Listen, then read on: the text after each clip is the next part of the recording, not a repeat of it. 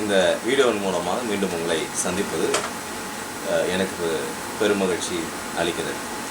இந்த வீடியோ பதிவில் நாம் பார்க்க போகிறது இயேசுவில் இடரல் அடையாதே என்ற தமிழ் செய்தியை கன்னியாகுமரியை சேர்ந்ததான போதகர் சில்வான் சென்ட்ரி அவர்கள் பதிவு செய்து நிலா டிவிக்கு கொடுத்ததான அந்த நிகழ்ச்சியை சமுதாய இணையதளமாகிய யூடியூப்ல அவர்கள் பதிவேற்றிருக்கிறார்கள். அந்த வீடியோனுடைய மொத்தம் லென்த் 28 மினிட்ஸ் 28 நிமிடங்கள் அடங்கியதான அந்த வீடியோவை அவர்கள் பதிவேற்றம் செய்திருக்கிறார்கள். இதை பதிவேற்றம் செய்தவர் போதகர் சில்வான் சென்ட்ரி அவர்கள். அப்போ இந்த சில்வான் சென்ட்ரி அவர்கள் தெரிவித்ததான கருத்துக்களையும் அந்த வீடியோ எங்களுக்கு சம்பந்தப்பட்டதாக இருப்பதாலே அந்த வீடியோவுக்கு மறுப்பு தெரிவிக்க வேண்டியதும் அந்த வீடியோவில் சொல்லப்பட்டதான பொய் தகவல்களை கலைந்து உண்மையாக நடைபெற்ற சம்பவத்தை கூறும் கட்டாயத்திற்கு நாங்கள் தள்ளப்பட்டதுனால நாங்கள் இந்த வீடியோவை நாங்கள் பதிவு செய்கிறோம். சில்வான் சென்ட்ரி அவர்கள் அவர்களுடைய அந்த இதில் வீடியோவில் இயேசுவில் இடரல் அடையாதே என்ற தலைப்பின் கீழாக தொடர் செய்திகளாக கொடுத்துருக்கிறாரு. அதில் ஒரு பகுதியை அவர்கள் இந்த இணையதளத்தில் அவர்கள் பதிவு செய்திருக்கிறார்கள். அந்த இணையதளத்திலே பதிவு செய்ததான அந்த வீடியோனுடைய மொத்த சாராம்சம் இயேசுதான் பிதா, அதாவது அந்த ஒருத்துவ கொள்கையில் தீவிரமாக இருக்கக்கூடியதான அவர்கள் பதிவேற்றம் செய்திருக்கிறார்கள். சில்வான் சென்ட்ரியினுடைய சபையை சார்ந்தவர்கள். இப்போ அவருடைய கொள்கை ஒருத்துவ கொள்கை, அதாவது திருத்துவத்திற்கு விரோதமான வேதாகம அடிப்படையிலான திருத்துவத்திற்கு விரோதமான ஒருத்துவ கொள்கையில் ஒருத்துவ போதனையில் இருக்கக்கூடியவர். இப்போ அவங்களுடைய கருத்தை பொறுத்தவரையிலும் இயேசுதான் பிதா என்பதை அவர்கள் விசுவாசிக்கிறார்கள். அதனால அந்த கருத்திற்கு ஆதாரமாக அவர்கள் இந்த வீடியோவில் அவர்கள் பதிவு செய்திருக்கிறார்கள். அப்போது அந்த வீடியோவில் பதிவு செய்து அவர்கள் இந்த வீடியோவை இந்த இணையதளமாகிய இந்த யூடியூப்பில் அவர்கள் பதிவு செய்திருக்கிறார்கள். அப்போ இந்த வீடியோவை பார்த்தபோது அதில் நிறைய தகவல்கள் பொய்யான தகவல்களையும் உண்மைக்கு புறம்பானதான அநேக காரியங்களை அவர்கள் பேசியதையும் சத்தியத்தில் இருக்கிறதான காரியங்களை அவர்கள் திருத்தி அதில் இருக்கிறதான குளறுபடிகளை உள்ளே சேர்த்து அவர்களுடைய சொந்த கருத்தை அவர்கள் தெரிவித்திருக்கிறார்கள் முழு இதில் வீடியோவில்.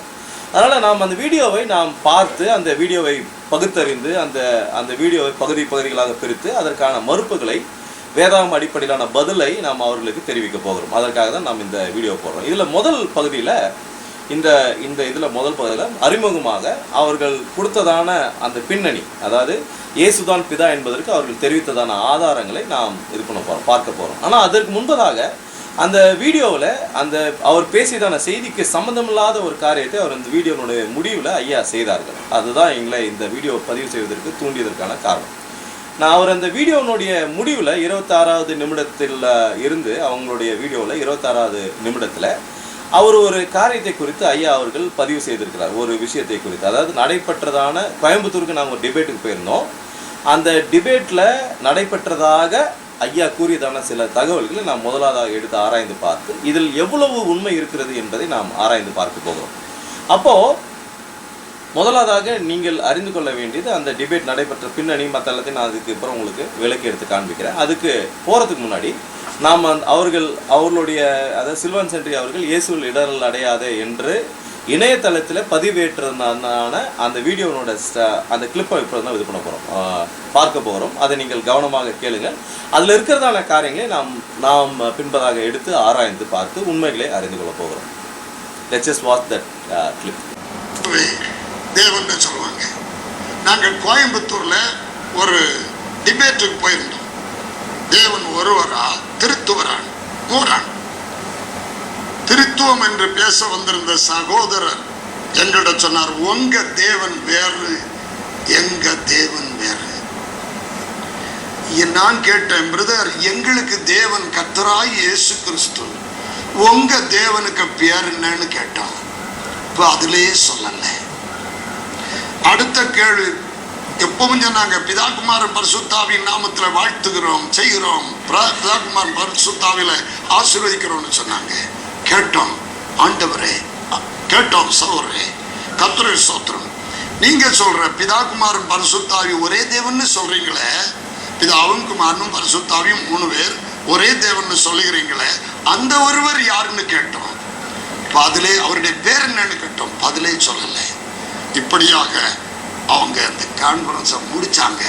ஒரு பதிலும் சொல்லல. மனிதனா வந்த இயேசு கிறிஸ்து ரோமர் 9:5 எப்படி என்றென்றைக்கு ஸ்தோத்திரிக்கப்பட்ட சர்வத்துக்கும் மேலான தேவன் எழுதியிருக்க, அது எப்படின்னு கேட்டோம். பதிலே சொல்லல.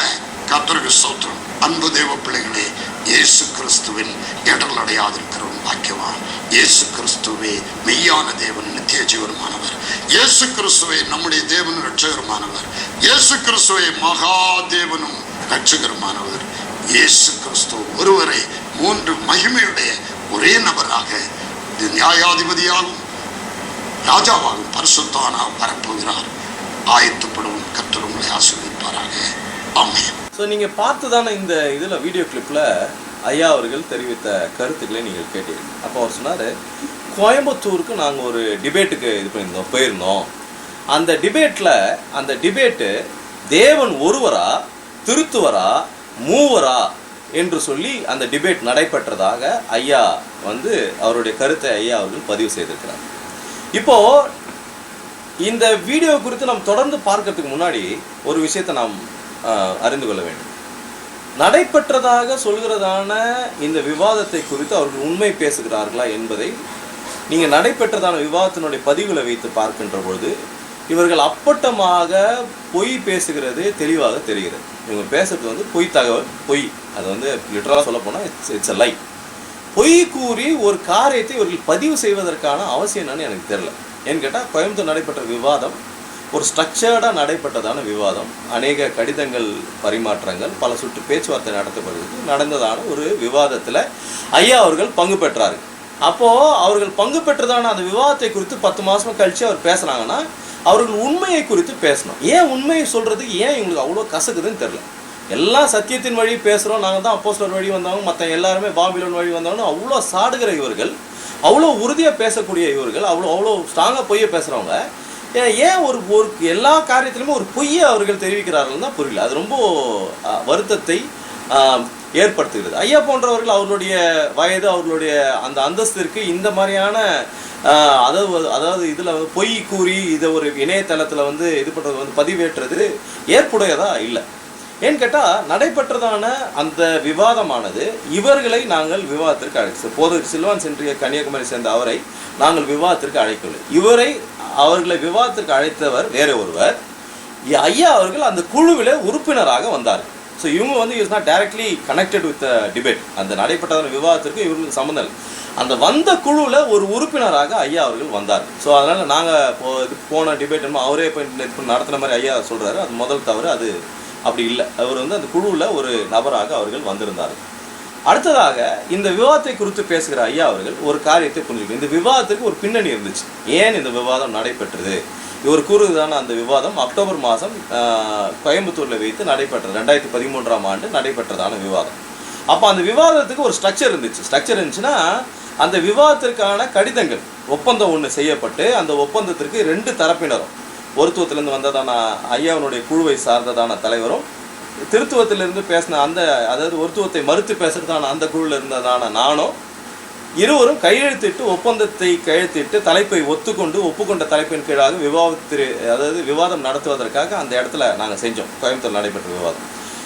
இது அவர்களுக்கு நான் அனுப்பி வைத்ததான கடிதத்தினுடைய நகல்.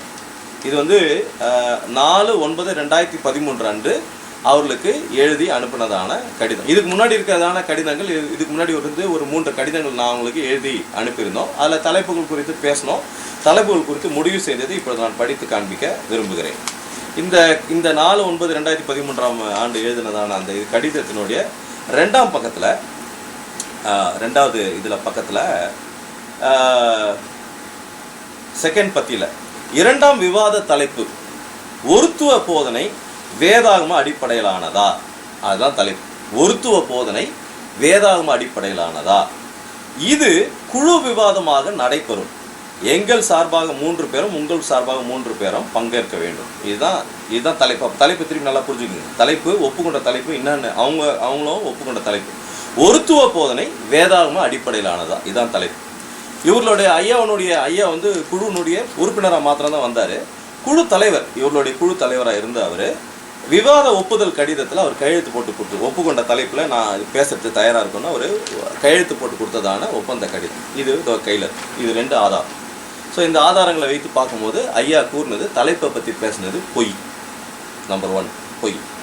2வது, ஐயா இப்போ அவருடைய கருத்து தெரிவிக்கும்போது சொன்னார், நாங்கள் போய் கேள்வி கேட்டோம், ஒரு கேள்விக்கும் அவங்க பதில் சொல்லலை. அது உண்மையான்றதை ஐயா வந்து ஏன்னு கேட்டால் 3 விவாதம் நடைபெற்றுச்சு.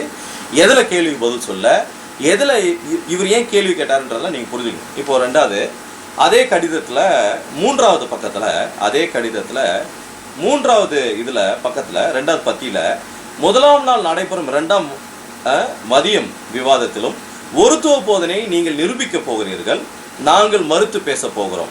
மதியம் நடக்கும் 2ஆம் விவாதத்திலும் ஆலன் குழுவினரும் அதாவது அவருடைய தலைவருடைய அந்த குழுவினரும் கலந்து கொண்டு தங்கள் கருத்துக்களை தெரிவிப்பார்கள். இந்த இடத்துல பத்தியில் போட்டு கையெழுத்து போட்டு அமைச்சு அவர் அதை பெற்றுக்கொண்டு ஒப்புக்கொண்டு கையெழுத்து போட்டுட்டு வந்து நடைபெற்றதான விவாதம். இப்போது 2வது பொய் என்னன்னு கேட்டிங்கன்னா ஸ்ட்ரக்சர். விவாதத்தை எந்த அடிப்படையில் நடத்தணும்னு பல மாதங்களுக்கு முன்பதாக முடிவு செஞ்சிட்டோம். அப்போ முதல் 5 சுற்றுகள் 10 நிமிடம் தலா, ரெண்டு குழுவினருக்கும் 10 நிமிடங்களும், 6வது சுற்றாக 15 நிமிடங்களாக முடிவுரையாக கூறணுன்றதை ஏற்கனவே ஒப்புக்கொண்டது. இப்போது அதில் இவங்களுடைய வேலைன்னா, இந்த குழுவினுடைய வேலைன்னா, ஐயாவினுடைய குழு அவர்கள் விசுவாசிக்கிறதான ஒருத்துவ போதனையை அவர்கள் நிரூபித்து காண்பிக்க, வேதாம் அடிப்படையில் அவர்கள் நிரூபித்து காண்பிக்க வேண்டும். அந்த ஒருத்துவ போதனையை நாங்கள் மறுக்க வேண்டும். அவங்க காட்டுறதான ஆதாரங்கள் வேதாம் அடிப்படையில் இல்லை அப்படின்றத வேதாமத்தை வைத்தே நாங்கள் அந்த ஆதாரங்களை தவறு என்று காண்பிக்க வேண்டும். இதுதான் ஸ்ட்ரக்சர்டாக ஒத்துக்கொண்டதான விவாதத்தில் இதுதான். அப்போது நான் அந்த பத்தியில் அவர்களுக்கு நான் இப்போ தெரிவிச்சிருக்கிறேன். அடுத்த பத்தியில் அடுத்த பத்தியில் திருத்துவத்தை குறித்து இந்த விவாதத்தில் வாதிக்க போகிறது இல்லை. கர்த்தருக்கு சித்தமானால் அடுத்த ஆண்டு, அதாவது போன ஆண்டு நான் உங்களுக்கு இந்த கடிதத்தை எழுதியிருந்தேன். அடுத்த ஆண்டு, அதாவது இந்த ஆண்டு 2014ஆம் ஆண்டு நடைபெறும் விவாதத்தில் நாங்கள் திருத்துவத்தை நிரூபிக்கிறோம், நீங்கள் மறுக்கலாம். அப்போது நல்லா இது வந்து மாதங்கள் முன்பதாக அனுப்பப்பட்ட கடிதத்தை ஐயா படித்தாரா இல்லையான்னு தெரில. அங்கே வந்து என்ன பண்ணாருன்னு கேட்டால் விவாதத்தில் இவர் வந்துட்டார். வந்து மதிய குழு விவாதத்தில் உட்காந்துட்டு திருத்துவ தேவன் என்று சொல்லுகிற நீங்கள் கூட்டணியாக இருக்கிறாங்களா அப்படின்ட்டு, கூட்டணியாக இருக்காங்களா தனியாக இருக்காங்களா, அவர் எப்படி வருவார் அப்படின்ட்டு பல கேள்விகள் ஐயா திருத்துவத்துக்கு ஒரு கேள்விகள் கேட்டார். அப்போது நான் ஐயா கிட்ட விவாதத்திலே நான் எடுத்து சொன்னேன், தயவுசெய்து உங்கள் குழு தலைவர்கிட்ட கேட்டு அந்த கடிதங்களை வாங்கி படித்து எந்த அடிப்படையில் இங்கே வந்து பேசணுன்னு வந்து பேசுங்க. பேசுகிறத விட்டுட்டு நீங்கள் எந்த தலைப்புக்கு சம்மந்தம் இல்லாத விஷயங்களை கொடுத்து பேசுகிறீங்களேன்னு அவர்களுக்கு நான் 2 முறை அவர் செய்ததான தவறை நான் அந்த விவாதத்திலே நான் அவர்களுக்கு சுட்டி காண்பித்தேன். இது நீங்கள் நிரூபிக்க வேண்டியதான நேரம், அதை நீங்கள் நிரூபித்து காணுங்க. கேள்வி கேட்குற நேரம் இது கிடையாது. திருத்துவத்தை குறித்து நம்ம அடுத்த வருஷம் வைக்கலாம், டிபேட் வைக்கலாம். அடுத்த வருஷம் டிபேட்டில் நாங்கள் அதை நிரூபித்து காண்போம். நீங்கள் அப்போ கேள்விகளும் உங்களுக்கு நான் பதில் சொல்கிறோம். இந்த விவாதத்தில் நேரத்தை இது பண்ணுற வீணாக்குற மாதிரி இது போன்ற கேள்விகள் கேட்டுட்டு இருக்காதீங்கன்னு சொல்லிட்டு சொன்னோம். இவங்க ஒருத்துவ போதுன்னு அவ்வளோ உறுதியாக இருக்கிறோம், நம்பிக்கை உலகத்தை அசைக்கிற நம்பிக்கை அதில் தான் இருக்குன்னு பேசுகிற ஐயா அவர்கள் என்ன பண்ணியிருக்கணும், ஒருத்துவத்தை குறித்ததான இது பாருங்கள் எங்கள் விசுவாசம் இதுதான் இருக்குது, இதுக்கு பாருங்கள் ஆதாரத்தை அள்ளி வீசியிருந்தாங்கன்னா நாங்கள் அப்படியே அள்ளி எடுத்து நாங்களும் இதில் ஆராய்ந்து பார்த்து நாங்கள் திருப்பி அள்ளி அவங்ககிட்ட மறுபடியும் போட்டிருப்போம். இது அவர்கள் செய்யலை. அங்கே வந்துட்டு கேள்வி கேட்டு உட்காந்துருக்காங்க. நான் வந்து கேள்வி கேட்கட்டுமா, நான் வந்து இந்த நீங்கள் கேட்ட கேள்விக்கு ஒன்றுக்குமே பதிலே சொல்ல. அதான் நான் அவருக்கு சொன்ன பதில், நான் அவருக்கு அங்கே பதில் சொன்னேன், திருப்பி பதில் சொல்கிறேன். லெட்டரை படித்து பார்த்து எதுக்காக வரணுன்றதை ஆயத்தப்பட்டு வாங்க. நானே கேட்குறேன், ஒரு இதில் வந்து பேங்க்குக்கு வந்து ஒரு இது செக்கு கொடுக்குறீங்கன்னு வைங்க, செக் எடுத்துகிட்டு போய் இது கொடுத்து காசில் கொடுத்தா கொண்டு போய் பேங்க்கில் கொடுத்தா உங்களுக்கு இது கொடுப்பான், கேஷ் கொடுப்பான். அதை எடுத்துகிட்டு போயிட்டு போஸ்ட் ஆஃபீஸில் போயிட்டு நின்றுட்டு இது பாரு இது செக்கு எனக்கு இது கூட காசு கொடுன்னு கேட்டால் கொடுப்பாங்களா? ரயில்வே ஸ்டேஷன் அதே செக்கை கொண்டு போய் கொடுத்துட்டு இது கூட காசு கொடுனா கொடுப்பாங்களா? எந்த இடத்துக்கு போய் எதை செய்யணும்னு தயவுசெய்து முதல் புரிஞ்சுக்கணும். அப்போது உங்கள் குழு தலைவர்கிட்ட நாங்கள் கடிதங்கள் எழுதியிருக்கிறோம், விவாதத்திற்கு இதுக்கு பேசியிருக்கோம், அதெல்லாம் தயவுசெய்து நீங்கள் கேட்டு பாருங்கள். ஐயா விவாதம் முடித்த பிறகு இந்த அவர் சொன்னதான அந்த விவாதம் முடிந்த பிறகு நான் அவரோட கூட தொலைபேசியில் பேசினேன், அவரும் என்கிட்ட தொலைபேசியில் பேசும்போது அவர்கிட்ட கேட்டேன், ஐயா இந்த விவாத தலைப்பு உங்களுக்கு சொல்லி கூட்டு வந்தேன். ஏன்னு கேட்டால் நீங்கள் அங்கே வந்து விவாத தலைப்புக்கு ஒத்த மாதிரி பேசவே இல்லையே, உங்களுக்கு இந்த தலைப்பு கொடுத்து கூப்பிட்டு வந்தாங்களா இல்லை தலைப்பே சொல்லாமல் கூப்பிட்டு வந்தாங்களா? முதல் சொன்னார் தலைப்பு எனக்கு தெரியாது, நான் சும்மா வரலான்னு வந்தேன், நான் வரக்கூடாது தான் இருந்தேன், அப்புறம் நான் வந்தேன், எப்படி எந்த டைரக்ஷனில் போகுதுன்னு பார்க்கலான்னு தான் வந்தேன்னாரு. அப்புறம் நான் நல்லா அழுத்தி கேட்டேன், அவர் கொடுத்தாரா கொடுக்கலையா நல்லா அழுத்தி கேட்ட அப்புறம் சொன்னார், இல்லை காமிச்சார், லெட்டர் காமிச்சார், நான் படித்தேன். அப்போ லெட்டர் காமிச்சு படிச்சிருக்காரு. அங்கே வந்து நிரூபித்து காமிக்கிறது ஒன்றும் இல்லாதனால சமாளிக்கிறதுக்காக திருத்துவத்தை குறித்து எல்லா பற்றி கேள்வி கேட்டார் முதல் ஆரம்பத்தில். அப்புறம் ஒரு கட்டத்துக்கு மேலே போனார். என்ன பண்ணாருன்னு கேட்டால், அவங்க ஒருத்துவ நம்பிக்கைக்கு அவங்க எதை ஒருத்துவத்தில் இருக்கவங்க எதை நம்புகிறாங்களோ அந்த நம்பிக்கைக்கு அவர் எங்ககிட்ட ஆதாரம் கேட்டார். ரொம்ப ரொம்ப வேடிக்கையாக இருந்துச்சு. அவங்க நம்புறதான ஒருத்துவ நம்பிக்கைக்கு ஃபஸ்ட்டு திருத்துவத்தை பற்றி கேட்டார், அப்புறம் பதில் சொல்ல லெட்டர் பண்ணிங்கன்ட்டு சொன்னோம். அப்புறம் ஒரு படி மேலே போய் ஒருத்துவ நம்பிக்கைக்கு அவர் கேள்வி கேட்குறாரு என்கிட்ட. இந்த கேள்விக்கெல்லாம் உங்களுக்கு பதில் சொல்ல முடியுமான்னு கேட்குறாரு.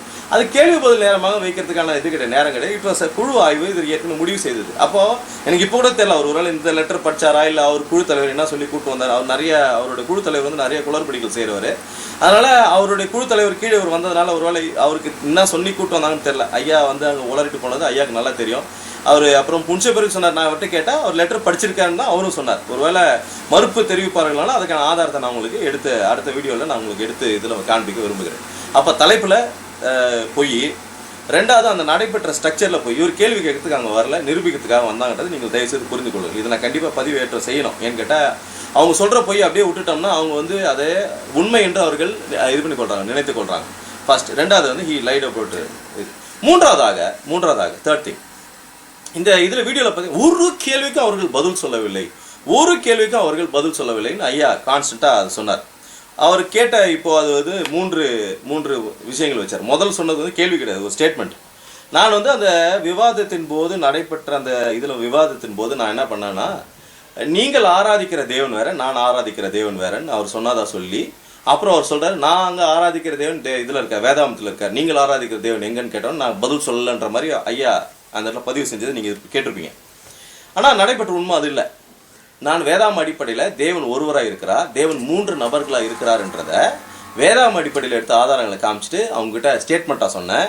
அப்போது நான் ஆராதிக்கிற தேவன் வேதாமத்தின் அடிப்படையிலான தேவன் ஒருவராக இருக்கிறார், 3 தனிப்பட்ட நபர்களாக செயல்படுகிறார் அப்படின்றத விளக்கி எடுத்து சொல்லிட்டு அப்போ நான் சொன்னேன், இது வேதாம அடிப்படையிலான நீங்கள் ஆராதிக்கிறதான இந்த தேவன் யாரு, நீங்கள் ஆராதிக்கிறது இயேசு யாரு, இது உங்களுக்கு எந்த ஆதாரம்? அப்போ நீங்கள் சொல்கிறதான இந்த வேதாம ஆதாரம் எல்லாம் பேசுகிறதான இந்த இயேசு வேற ஒரு இயேசு, நீங்கள் சொல்கிறதான சுவிசேஷம் வேற ஒரு சுவிசேஷம், நீங்கள் சொல்கிறதான பரிசுத்த ஆவியானவர் வேற ஒரு, அதாவது ஆவியானவர் சொல்கிற நீங்கள் சொல்கிறதான அவர் வேற ஒருத்தர், வேதாமத்தில் இல்லாதவர் குறித்து பேசுகிறீங்க, அப்போ வேற ஒரு காரியத்தை நீங்கள் பேசுகிறீங்கிறத அவங்களை எடுத்து விளக்கணும். இவர் அங்கே சொல்கிறார். நடைபெற்ற பின்னணி இதுதான். ஸோ ரெண்டாவது இதுக்கும் வந்து நான் ஒன்றும் பதில் சொல்லாமல் ஒன்றும் திணறல, அப்பயும் திணறல, இப்பயும் நான் தெளிவாக சொல்கிறேன். இவர் என்ன சொல்லிட்டு கேட்டாருன்னு கேட்டால், விவாதம் முடிச்ச பிறகு என்கிட்ட பேசும்போது சொன்னார், நீங்கள் அது சொன்னது வந்து எனக்கு ரொம்ப மனசுக்கு ரொம்ப கஷ்டமாயிடுச்சினார். இப்போ கூட நான் சொல்கிறேன், ஒருவேளை நான் விவாதத்தின் போது எமோஷனலாகி பேசியிருக்கலான்னு ஐயா நினச்சாருன்னா இப்போ நான் தெளிவாக இருக்கும்போது சொல்கிறேன், நீங்கள் ஆராதிக்கிற தேவன் வேற, நாங்கள் ஆராதிக்கிற தேவன் வேதாம் அடிப்படையிலான திரியேக தேவனை, உண்மையான தேவனை, வேதாம் அடிப்படையிலான மெய் தேவனை, சத்தியத்தின் அடிப்படையிலான தேவனை, திரியேக தேவனை நாங்கள் ஆராதிக்கிறோம். சரியா? நீங்கள் ஆராதிக்கிற தேவனுக்கு ஆதாரம் வேதாமத்தில் இல்லை. அதனால் நாங்கள் ஆராதிக்கிற தேவன் வேதாம் அடிப்படையிலான தேவன், நீங்கள் ஆராதிக்கிற தேவன் யாருன்றதை நீங்கள் தான் இது பண்ணி முடிவு செஞ்சு நீங்கள் சொல்லிக்கணும். இது ரெண்டாவது கேள்வி.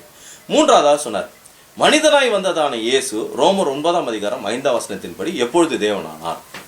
இது வந்து ஒருத்தவாதிகளோட நம்பிக்கை. இயேசுன்றவர் ஒரு சரீரம், இயேசுன்றவர் ஒரு சும்மா ஒரு ஷெல்லு, உள்ளே இருந்ததான அந்த ஆவி மட்டும்தான் தெய்வீகம் வாய்ந்தது அப்படின்னு நிறைய குளறுபடிகள் அவங்களோட இதில் இருக்குது. அதெல்லாம் அதுக்கப்புறம் விவாதத்தின் போது நம்ம மற்ற இதுக்கெல்லாம் கேள்விகளுக்கு பதில் பார்க்கலாம். இப்போ இந்த அணுகுமுறை கேள்வியே முதல் தவறு. இதை நாங்கள் நம்புறது இல்லை. நாங்கள் நம்புறது இயேசு கிறிஸ்து பிதாவோடு கூட நித்தியமாக இருந்தவர், அவர் நித்தியத்தன்மை வாய்ந்தவர் நம்புறோம். எப்பயோ வந்து எங்கேயோ மாறி அவர் தேவனானார், மனுஷனாக இருந்தவர் எப்போ தேவனானார்ன்ற கேள்விக்கு நான் பதில் சொல்ல வேண்டிய அவசியம் இல்லை. அதை நாங்கள் நம்பலை, வேதமும் அதை தெரிவிக்கல.